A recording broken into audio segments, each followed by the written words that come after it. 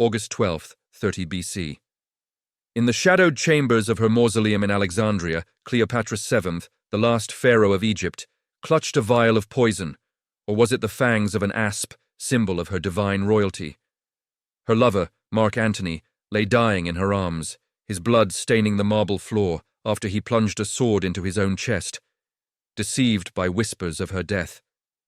The Roman conqueror Octavian's forces hammered at the gates, promising not mercy, but chains and humiliation in the streets of Rome. At 39, she faced the end of her dynasty, her children doomed, her empire crumbling into dust. The air thick with incense and despair, she chose oblivion over defeat, her final act a defiant whisper against the encroaching empire. The darkness calls. Join brooding history on this path, hit like if it grips you, subscribe for more revelations, share with the curious, and comment your reflections.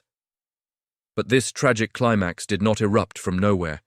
It brewed in the volatile cauldron of power, ambition, and betrayal that defined the late Roman Republic. Cleopatra's story, often romanticized as a tale of seduction and beauty, hides layers of calculated strategy and unrelenting pressure. Born in 69 BC into the crumbling Ptolemaic dynasty, a Greek lineage ruling Egypt since Alexander the Great's conquest, she inherited a throne riddled with intrigue. Her father, Ptolemy Dothimod Orleats, a weak king propped up by Roman bribes, left a legacy of debt and division. At 18, Cleopatra ascended as co-ruler with her younger brother, Ptolemy III, in 51 BC. But sibling rivalry turned lethal. Exiled by her brother's factions, she clawed her way back with cunning alliances, wrapping herself in a carpet to sneak into Julius Caesar's presence in 48 BC. That encounter sparked not just romance, but a political lifeline. Caesar, the Roman dictator, installed her as sole ruler after drowning her brother in the Nile during a civil skirmish. Their son, Ptolemy XV Caesarion, born in 47 BC, symbolized her bid to fuse Egyptian divinity with Roman might. Yet Rome's internal wars pulled her deeper into the abyss. After Caesar's assassination in 44 BC, those infamous Ides of March, Cleopatra navigated the treacherous triumvirate of Mark Antony, Octavian, and Lepidus. Antony, the bold general with a taste for excess, summoned her to Tarsus in 41 BC. She arrived on a gilded barge, sails perfumed with essence of lotus, dressed as Aphrodite to his Dionysus. It was theatre, yes, but also survival. Their union produced twins in 40 BC, Alexander Helios and Cleopatra Selene, followed by another son, Ptolemy Philadelphus. Antony, entranced, granted her vast territories, Cyprus, Crete, parts of Syria, fueling Octavian's propaganda machine back in Rome.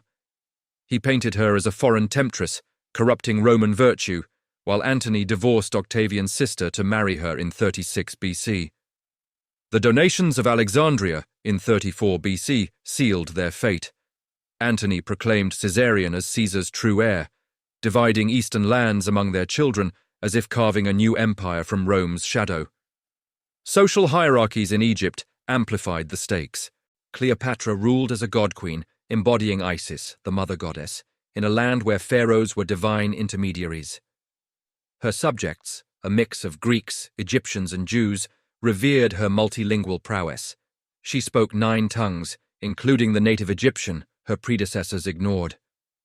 But beneath the pomp lay economic strain.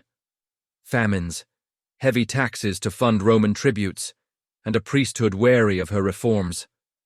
Psychologically, she bore the weight of isolation, her every move scrutinized by spies and sycophants. Belief systems clashed too. Her Hellenistic roots met Egyptian mysticism, while Roman pragmatism loomed as a predator. Tensions escalated as Octavian, the shrewd heir to Caesar, consolidated power. By 32 BC, he declared war not on Antony, but on Cleopatra, framing it as a crusade against an eastern threat. The Battle of Actium loomed on the horizon, a naval clash off Greece's coast in September 31 BC. Antony's forces, bolstered by Cleopatra's fleet, faced Octavian's disciplined armada. What unfolded was not just defeat, but disintegration. Ships burned, men drowned in the Ionian Sea's churning waters, and Cleopatra's vessel fled amid the chaos, Antony following in desperation. They retreated to Alexandria, but the noose tightened. Octavian's legions marched south, unstoppable. In those final months, the human cost mounted. Antony, once a lion of Rome, descended into paranoia and revelry, staging mock triumphs while their allies defected. Cleopatra tested poisons on prisoners, seeking a swift end if capture came. Her children, Caesarion, now 17, and the younger ones, faced uncertain horrors under Roman rule. Whispers of betrayal echoed through the palace halls. Would Octavian spare them, or erase the Ptolemaic line forever? The empire she had fought to preserve teetered on annihilation, her legacy hanging by a thread of venom or steel. But as Octavian's shadow fell over Egypt, one question lingered in the stifling heat. How far would she go to deny him victory? The summer of 30 BC brought no relief to Alexandria. The city that once glittered as the jewel of the Mediterranean now choked under siege. Octavian's legions had swept in from both flanks. Pelusium fell in the east without a fight. Paratonion crumbled to the west, cutting off escape, strangling supply lines. Antony's final stand came on August 1st near the Hippodrome, a desperate clash where his men briefly pushed back the exhausted Romans. Victory teased the air, then vanished.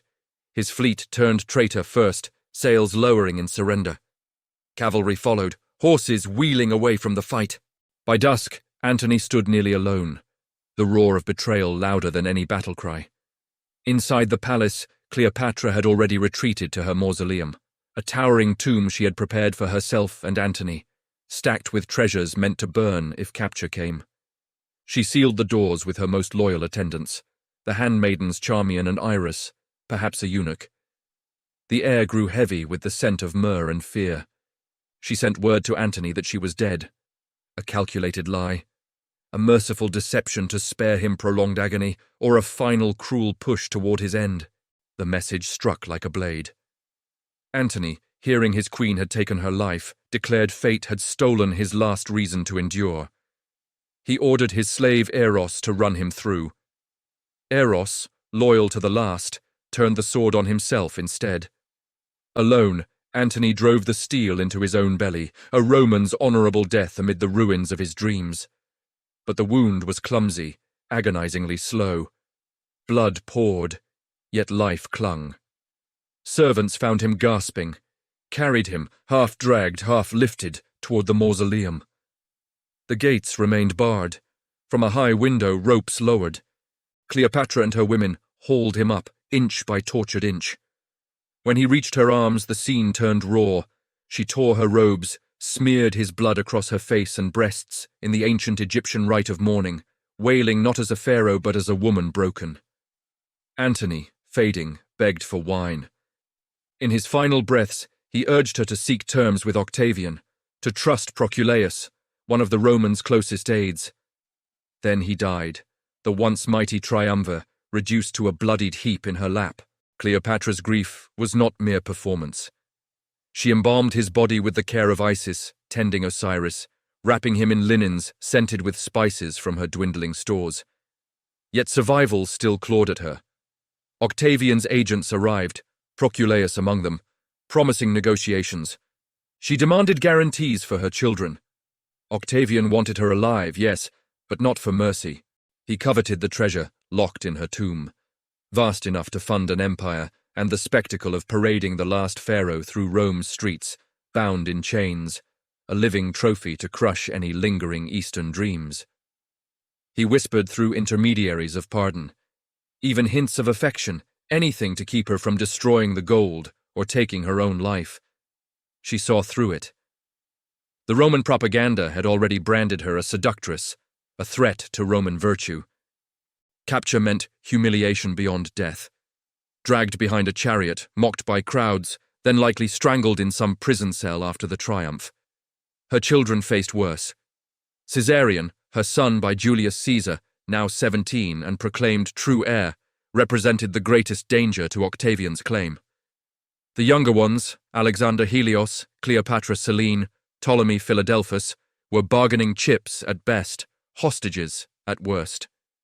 In those sealed chambers, Cleopatra began her preparations. She tested poisons on condemned prisoners, seeking the swiftest, least painful path.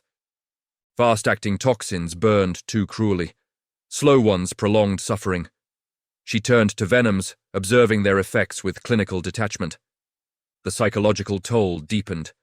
Isolation pressed in, the weight of dynasty's end. Her multilingual mind, sharp in Greek, Egyptian, Latin, raced through every angle, finding no exit.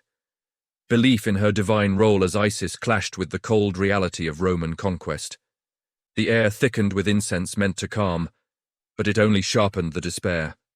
Guards watched her every move, yet she plotted in whispers. Octavian tightened the noose, fearing she would burn the wealth or slip away into death before he could claim victory. What drives a queen to choose oblivion over chains? How does one weigh the dignity of a swift end against the faint hope of sparing children? The final hours approached, shrouded in ritual and shadow, as Octavian's forces encircled the palace. Cleopatra bathed, dressed in royal finery, prepared a last meal. Perhaps figs, perhaps something more lethal. The question hung unanswered in the stifling heat. Would her defiance be remembered as tragedy, or as the ultimate act of power? August 10th, 30th BC.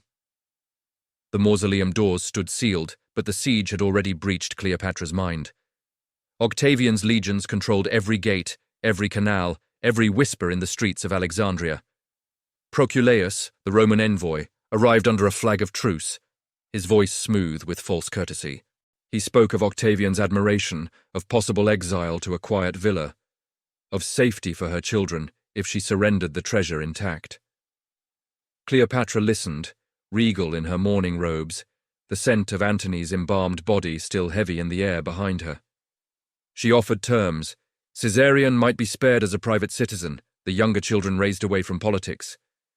Proculeius nodded, smiled, promised to relay the words. Then he left, only to return with soldiers. They scaled the walls while she negotiated. One moment she stood bargaining through a narrow window, the next, hands seized her from behind. Charmian and Iris fought, but the Romans were faster, stronger.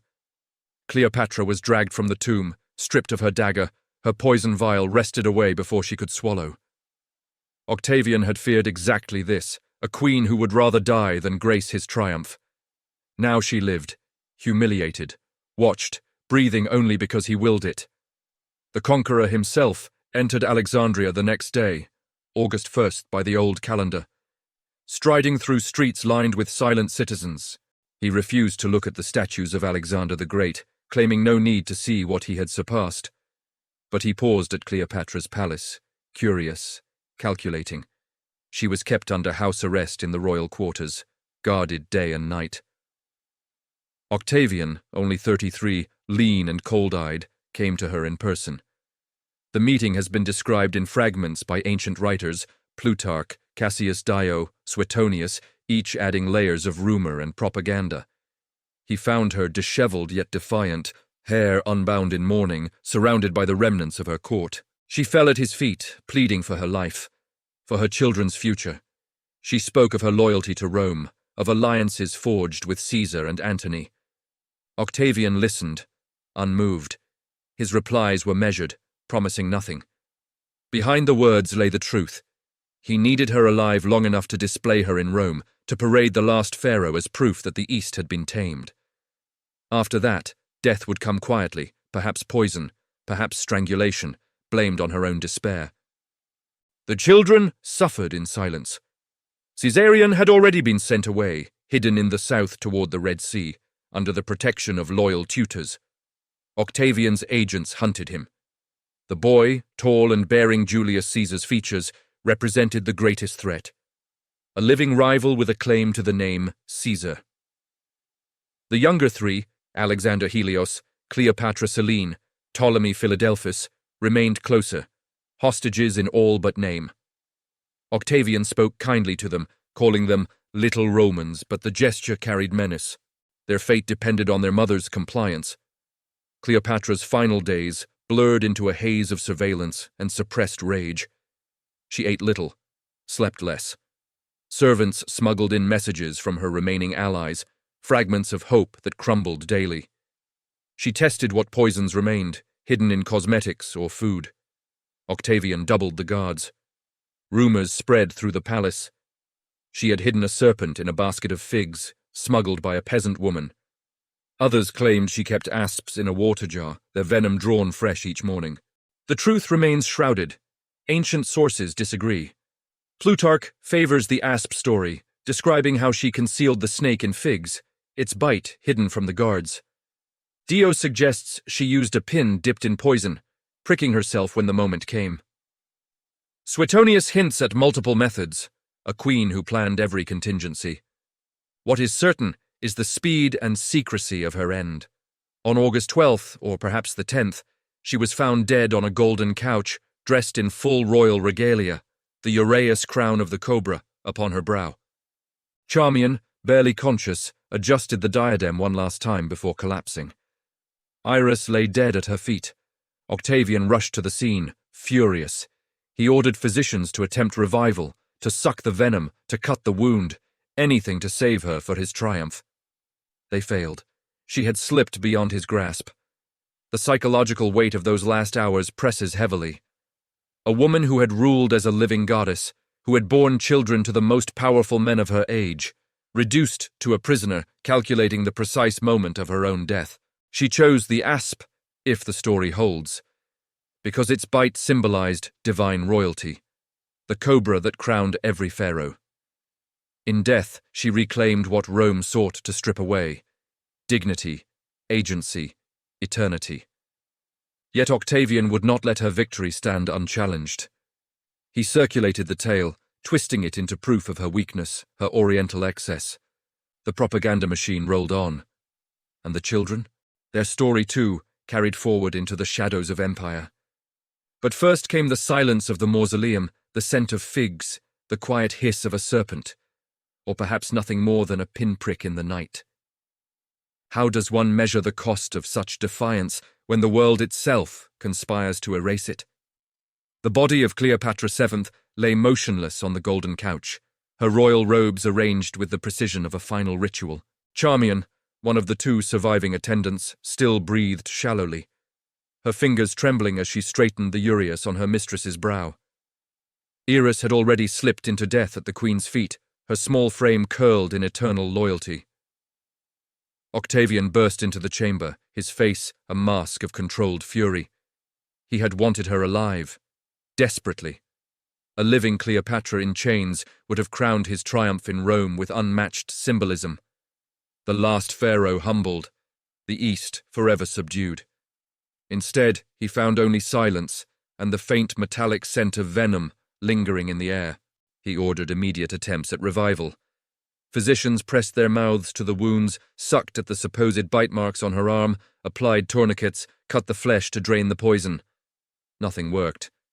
Cleopatra had chosen her method too well, swift, silent, irreversible. Octavian stood over her corpse, the conqueror denied his greatest prize. In that moment, something shifted in the room. The propaganda he had so carefully cultivated, Cleopatra as the decadent seductress, the foreign witch who corrupted good Roman men, now faced a different narrative. She had outmaneuvered him in death. She had denied him the spectacle he craved. The story he would tell the world had to change. Within hours, Octavian circulated the official version. Cleopatra had taken her own life in despair, unable to bear the shame of defeat. The asp became the centerpiece, a romantic, almost poetic end, the serpent of royalty delivering divine judgment. He allowed the tale to spread because it served him. It painted her as weak, emotional, oriental, everything Roman virtue supposedly opposed. Yet whispers persisted among the soldiers and courtiers who saw the scene firsthand. Some spoke of no visible bite, only 2 small pricks that could have come from a needle dipped in toxin. Others noted the figs scattered on the floor, innocent-looking but perhaps concealing the venomous instrument. The truth dissolved into legend, exactly as Octavian needed it to. The funeral followed swiftly. Cleopatra was interred beside Antony in the mausoleum she had built, their tombs sealed according to Egyptian custom. Octavian permitted the rites, partly to appease the Alexandrian populace, partly to avoid turning her into a martyr.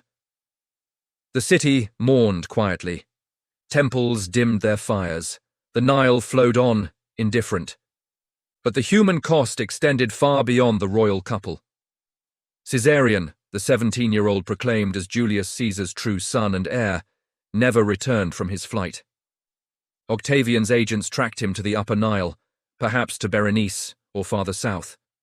There, in late August or early September 30th BC, he was captured and executed. Ancient sources are brutally concise. Octavian killed Caesarion. No trial, no spectacle, just the quiet elimination of the last living link to the great dictator. The boy's death marked the final extinction of the Ptolemaic line through the male side, and the erasure of any credible rival to Octavian's claim as Caesar's heir. The younger children fared differently, but no less cruelly. Alexander Helios and Cleopatra Selene, the 6-year-old twins born of Antony and Cleopatra, along with their younger brother Ptolemy Philadelphus, were spared immediate death. Octavian brought them to Rome as trophies. They marched in his triple triumph of 29 BC, celebrating victories over the Dalmatians, Actium, and Egypt, walking behind the chariot of their conqueror. The crowds stared at the royal captives, the boy with sun-god curls, the girl with moon-pale skin, the youngest clutching his siblings' hands.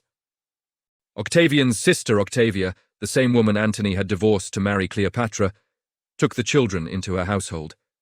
She raised them as her own, a gesture of calculated magnanimity that masked the deeper humiliation. Cleopatra Selene eventually married Juba II, the client king of Mauritania, and ruled as queen in North Africa until her death around 5 BC.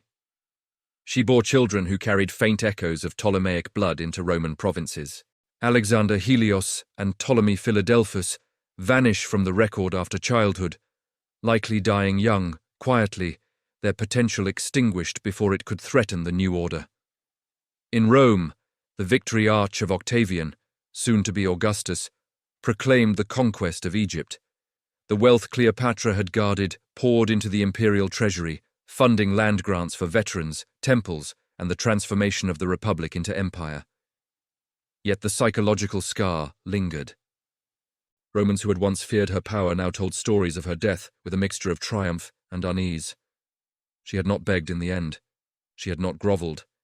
She had chosen the manner of her exit, and in doing so, left a question that echoed through centuries. Was her suicide an act of despair, or the final assertion of sovereignty? The Mausoleum fell into ruin over time, its location lost beneath modern Alexandria.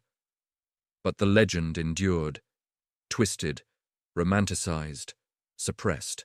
And beneath the myth, the truth remained colder, heavier. A woman cornered by empire, stripped of everything except the right to decide how she would leave the world. What price does history demand from those who refuse to be conquered? The mausoleum doors closed for the last time. Dust settled on marble that once echoed with laughter, intrigue, and the soft tread of royal feet. Cleopatra VII, last of the Ptolemies, was gone, her body laid beside Antony's according to the ancient rites she had demanded. Octavian permitted the ceremony, not out of respect, but calculation. A quiet burial prevented riots in Alexandria, a city still stunned by the speed of its fall. The priests chanted low hymns to Isis and Osiris, the air thick with myrrh and the faint rot of summer heat. Then silence. The tomb sealed. The dynasty ended. In Rome, the victory parades of 29 BC stretched across 3 days. Octavian, now styling himself Imperator Caesar Divi Filius, rode in triumph through streets lined with cheering crowds. Images of Cleopatra appeared on placards, not as the defiant queen who had chosen death, but as the exotic temptress whose downfall proved Roman superiority. A golden statue of her, captured from Alexandria, rolled behind the chariot. Live captives followed, her children among them. Alexander Helios, Cleopatra Selene, and Ptolemy Philadelphus walked barefoot, small hands clutching one another, eyes wide at the roar of the mob. The sight moved some Romans to pity, others shouted in triumph. Octavian's sister Octavia took the children into her home, raising them alongside her own offspring. It was mercy on the surface, erasure beneath. Their royal titles vanished. They became wards of the state, their Ptolemaic blood diluted by time and Roman upbringing. Cleopatra Selene alone carried the lineage forward. Married to Juba II, the scholarly king of Mauritania, she ruled as queen in what is now northern Algeria and Morocco. She minted coins bearing her profile beside her husband's, the crescent moon and the sun, echoes of her childhood names. She bore children who ruled until the Flavian emperors annexed their kingdom in 40 AD. After that, the bloodline faded into the provinces, scattered across the vast machine of empire. The others disappeared from history. Alexander Helios and Ptolemy Philadelphus vanish from the record after adolescence, likely dead young, quietly, their potential snuffed before it could threaten Augustus's carefully constructed order. The wealth Cleopatra had guarded flooded Rome. Egyptian grain stabilized the city's food supply. Gold and jewels funded land for veterans, rebuilt temples, and the slow transformation of republic into principate.